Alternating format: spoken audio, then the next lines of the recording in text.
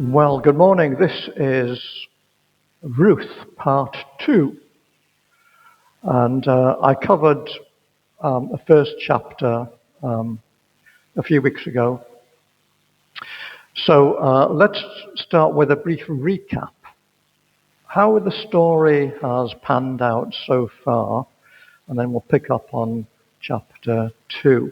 So Israel was experiencing famine. The Lord had promised the nation blessing if they continued to follow him and obey his commandments, but they repeatedly abandoned the Lord and they simply followed the practices of the surrounding nations. So God withdrew the blessing, withheld the blessing until they repented and returned to the Lord, and there was this cycle of failure followed by repentance. And this is one of those times there was famine going on in the nation. As you know, this was set in the time of the judges, and every so often there was a judge came along to bring the people back to the Lord. So the story focuses on one particular family. And the family decided that the solution to their difficulties was to leave the land that God had brought them into, sell up, and emigrate to Moab. On top of this, their two sons married Moabite women, which God had specifically forbidden. So it wasn't a great situation for them. And then fast forward by 10 years, and things have gone seriously downhill. Naomi's husband, Elimelech, has died. Her two sons have also died, so that leaves a family of 3 widows. And in those days, with no man to provide for them, they were in a real difficult situation. They were destitute. Naomi encourages the 2 girls to go back to their Moabite families, see if they can pick up the pieces, remarry, and build a new life. That seems the sensible thing to do. One of them agreed with that, and she did go back home. And the other one, whose name was Ruth, so this is where Ruth enters the story, she was completely committed to Naomi and also to the Lord. She'd come to trust and to follow the Lord, and this is what she says, chapter 1, verse 16. Ruth said, "Do not urge me to leave you or return from following you, for where you go, I will go. And where you lodge, I will lodge. Your people shall be my people, and your God my God. Where you die, I will die, and there will I be buried." So it's a great statement of love and loyalty and commitment that Ruth is making. And so because Naomi hears that the famine was now lifted, there's now food back in Bethlehem, both the women together, they make the long and dangerous and difficult journey back to Bethlehem. And Naomi is so devastated and downcast by all that had gone on in her life. She had become bitter, even blaming God for her circumstances. We read it towards the end of chapter 1, verse 19. The 2 of them went on until they came to Bethlehem, and when they came to Bethlehem, the whole town was stirred because of them. And the women said, "Is this Naomi?"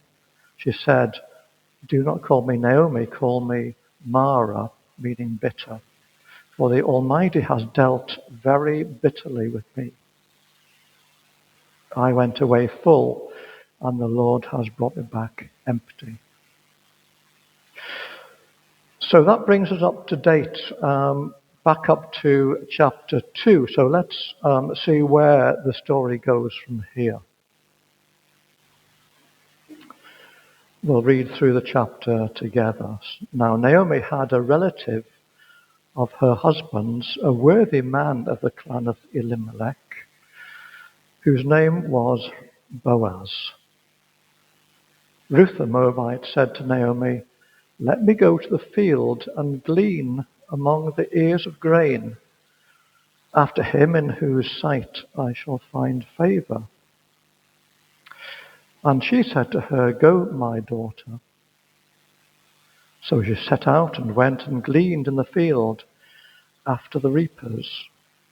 And she happened to come to the part of the field belonging to Boaz, who was of the clan of Elimelech.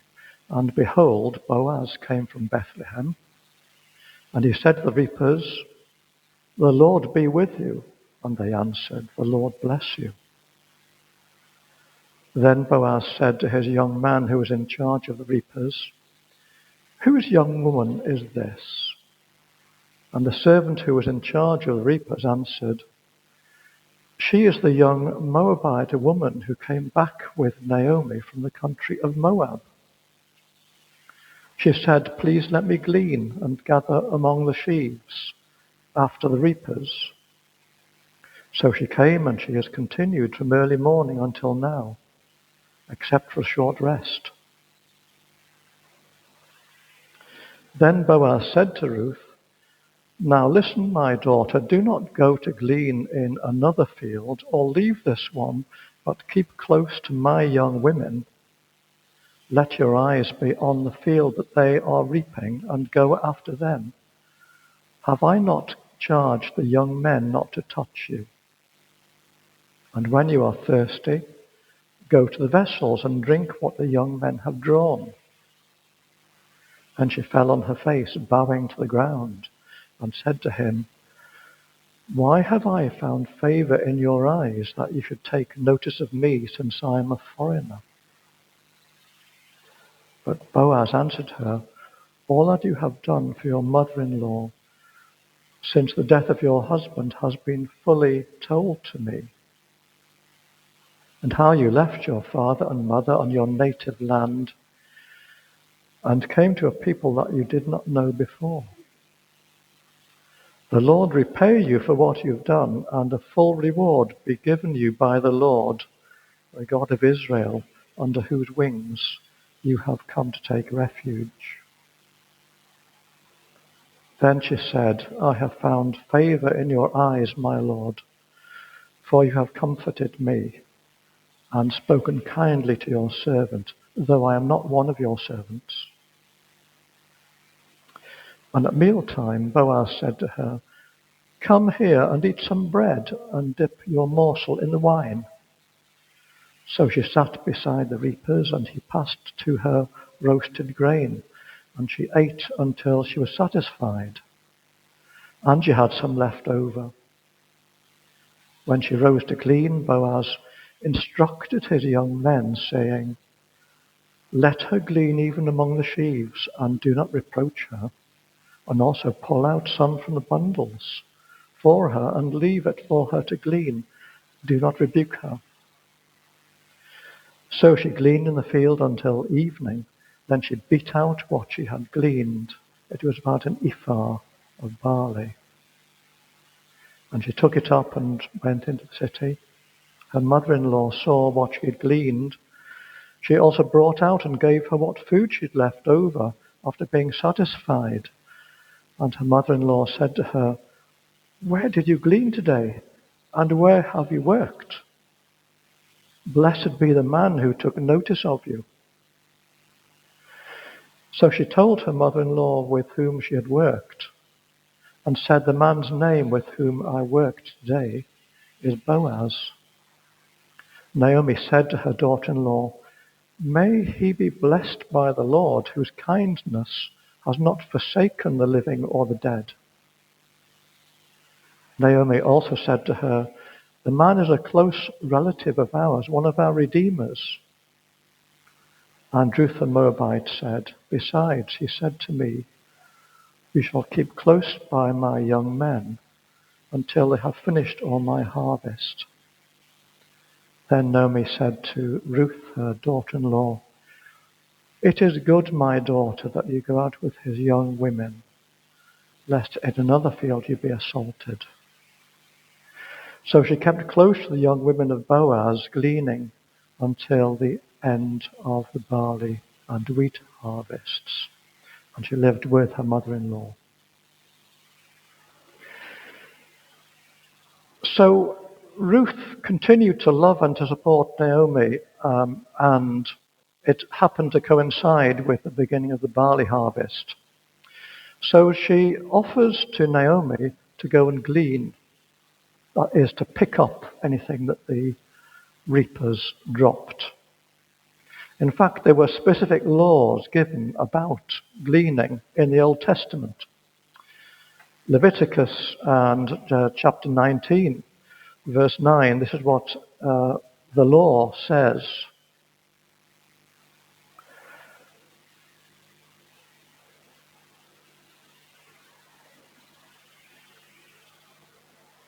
Verse 9, "When you reap the harvest of your land, you shall not reap your field right up to its edge, neither shall you gather the gleanings after your harvest, and you shall not strip your vineyard bare, neither shall you gather the fallen grapes of your vineyard.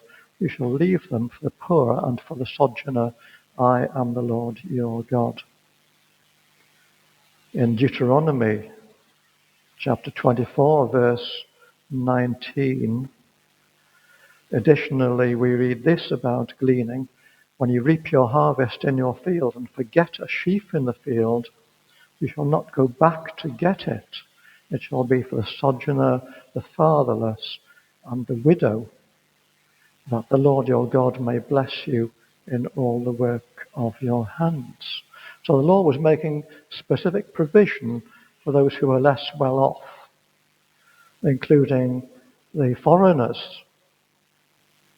And that was the position that Ruth found her in. She was a foreign widow, and the gleaning of the harvest was pretty much all she could do to support the two of them. She was the one that took positive action. She was prepared to work hard in the fields, which we know from the text that she did, and support both of them. Could Naomi also have gone to glean in the fields? I would suggest yes. She'd already come back from Moab, so she'd walked pretty much 100 miles along very rough terrain. So she was definitely physically capable. She could have gone with Ruth, just helped to keep her safe in the fields. We know she was at risk from the male workers, from the text we read. But there was no hint of criticism from Ruth. She went to work all day. There's no complaint. She worked hard. We know from the testimony of the foreman, to Boaz, that she had been really slogging away except for a short rest. What Boaz had already heard about her reputation, he saw being put into practice. There were lots of fields that Ruth could have chosen. These are not what perhaps we recognize as being fields, areas of ground separated by hedges or stone walls and so on, where you go in through a gate. These would be a kind of common land marked out by boundary stones. These were parcels of land carved up when the nation came in to the promised land. So she could have gone to any area and gleaned in any of these parcels of land. She just happened to find herself in the one or probably several of them belonging to Boaz. Was this simply coincidence? I would suggest not. When you're in the will of God, then he will direct you as you step out in faith. And she was taking that step of faith. She was going, gleaning. That was the best thing she could have done at that time. Committed to Naomi, committed to the Lord, and the Lord was guiding her to that particular field. She didn't know at the time who it belonged to. Boaz didn't come until a little bit later on. And even then, she didn't know he was related and had the potential to redeem the family's property. And there's more about that, of course, in the rest of the book that we'll come on to. And how many times, perhaps, have you looked back on your own life, on your circumstances that you've passed through and seen the hand of the Lord guiding you, that you didn't recognize at the time, but looking back, you can see, yes, that was the Lord. So Ruth is the one being guided at this point in time. Naomi was staying at home, she was waiting. But now Boaz enters the story. He turns up and he comes to check on the harvest. What kind of man was Boaz? Well, we know that he was related to the family, a kinsman. He was a man of good character. We read in verse 1, he was a worthy man, a man of standing. He was well regarded. He was looked up to by his workers. He was hard-working himself. He was a man of property and resources. He was well off, but he was also generous and gracious, as we found out in the chapter. So he arrives at the field, has a word with the foreman, and he notices Ruth. He asks about her, and the foreman explains who she is and how she's been working. Her good reputation is confirmed by what he hears and what he sees taking place. And he goes to speak to Ruth. Now, of course, normally, being with the status she had, she would not normally dare to speak to him. She was on the lowest rung of the social ladder, so to speak. A Moabite widow with no rights apart from the right to glean in the fields. And what he shows to her is grace. Let's look in the verses to see exactly what these aspects of grace were which he displays. Verse 8.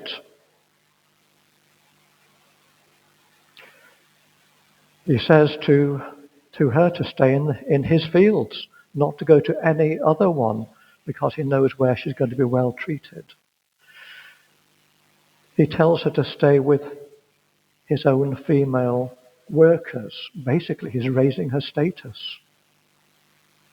to act like one of them. He protects her from the men. He's already spoken to them. Don't touch this woman. He provides water for her thirst. The water that his servants have already drawn in the jars, which normally she wouldn't have the right to go and drink from. He gives her that right. At lunchtime, she probably brought nothing with her. He provides her with food. Not only that, but there's plenty left over.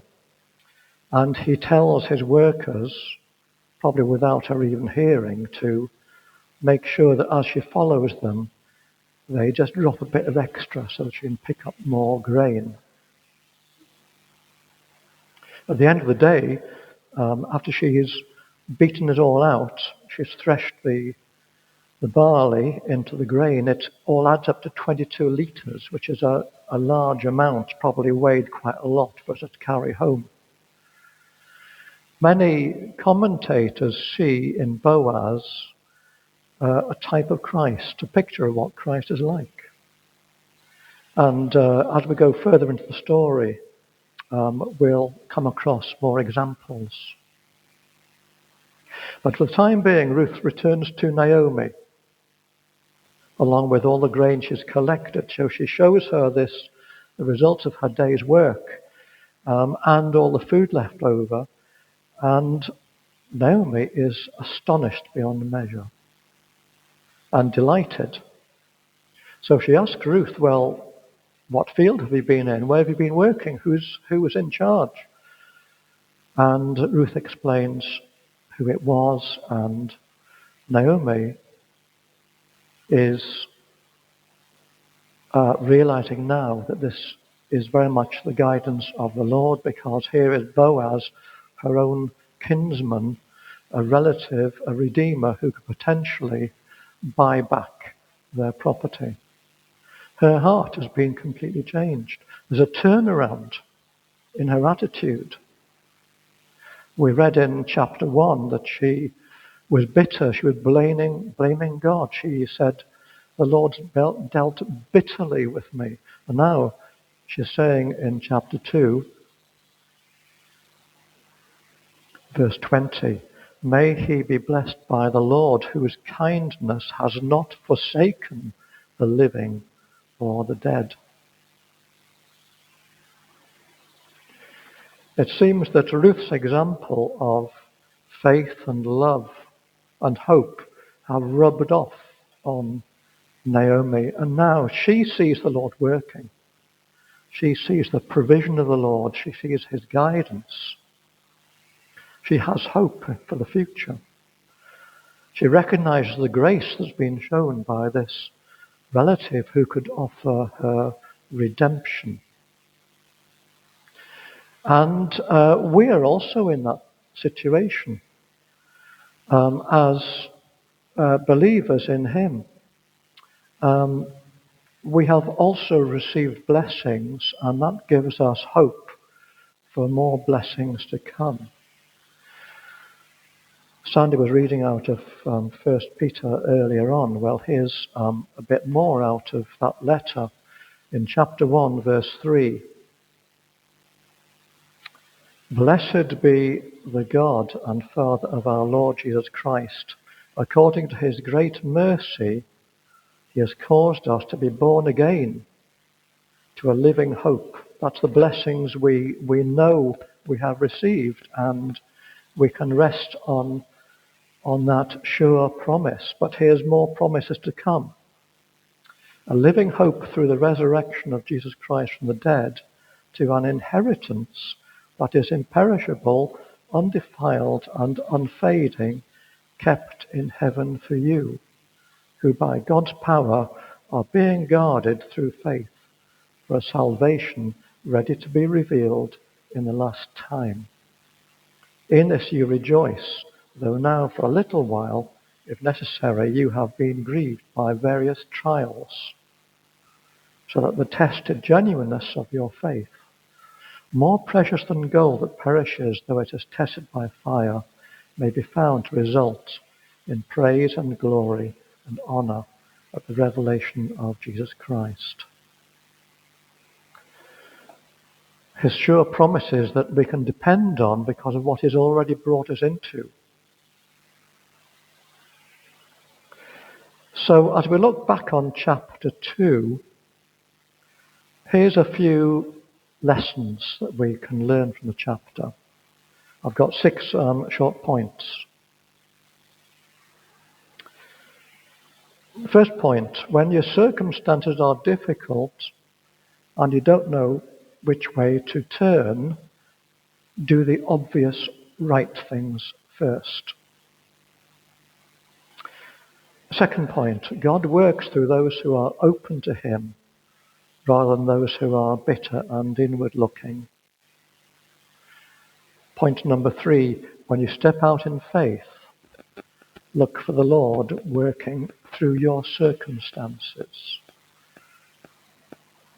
Point number 4, your ongoing reputation is backed up and supported by your ongoing actions and your words. Point number 5, your positive actions of faith and hope rub off onto others and encourage them. And point number 6, God is in the business of changing not just circumstances, but hearts. He aims to make us conformable and not just comfortable. Okay, so we're going to leave it there for chapter 2. There's still 2 chapters to go. So hopefully I'll be able to, at some stage, to complete the story and see where that takes us.